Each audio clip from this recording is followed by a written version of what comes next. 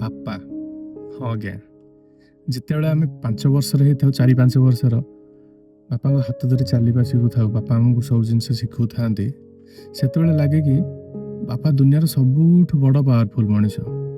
ଆଉ ଧୀରେ ଧୀରେ ଯେତେବେଳେ ବୟସ ବଢ଼ି ବଢ଼ି 10-12 ବର୍ଷ ହେଇଯାଏ, ସ୍କୁଲ ଯାଉଥାନ୍ତି, ସେତେବେଳେ ଲାଗେ ବାପାଙ୍କୁ ସବୁ ଜଣା। ଆଉ ଯେତେବେଳେ ଆମେ ଧୀରେ ଧୀରେ 15-17 ବର୍ଷରେ ପହଞ୍ଚି ଯାଆନ୍ତି, ନୂଆ ନୂଆ କଲେଜ ଯାଉଥାନ୍ତି, ସେତେବେଳେ ଲାଗେ କି ବାପା ବୋଧେ ଆମକୁ ବୁଝି ପାରୁନାହାନ୍ତି। ତାପରେ ଧୀରେ ଧୀରେ 20-22 ବର୍ଷ ବେଳକୁ ଲାଗେ ବାପା ବହୁତ ପୁରୁଣା ଜମାନାର, ତାଙ୍କ ଚିନ୍ତାଧାରା ବହୁତ ପୁରୁଣା ଲାଗେ ଆମକୁ। ଆଗକୁ ଯେତେବେଳେ 25-27 ବର୍ଷର ହେଇଯାଆନ୍ତି, ସେତେବେଳେ ଟିକେ ଟିକେ ବୁଝା ପଡ଼େ କି ବାପା ଯାହା କହୁଥିଲେ ଠିକ୍ କହୁଥିଲେ।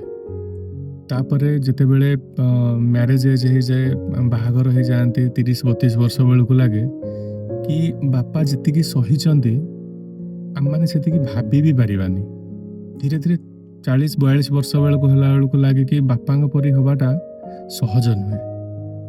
ଆଉ ଧୀରେ ଧୀରେ ଯେତେବେଳେ ଆମେ ବୟସର ଅପରାହ୍ନରେ ପହଞ୍ଚି ଯାଆନ୍ତି 50-55 ବର୍ଷ ବେଳକୁ, ସେତେବେଳକୁ ଆମକୁ ଲାଗେ କି ବାପା ଆମ ପରିବାରର ସେ ଜଣେ ମଣିଷ ଥିଲେ ଯିଏକି ଚୁପ୍ ଚୁପ୍ ରହିକି ଏକାକି ସବୁ ସମ୍ଭାଳି ନେଉଥିଲେ। ଆଉ ଜୀବନର ସବୁଠୁ ବଡ଼ ସତ ହେଲା ଯେ ବାପା ଠିକ୍ ଥିଲେ, ଆମେ ସେଇଟା ସେତେବେଳେ ଜାଣିଥାଉ ଯେତେବେଳେ ବାପା ଆଉ ଦୁନିଆରେ ଆମ ପାଖରେ ନଥାନ୍ତି।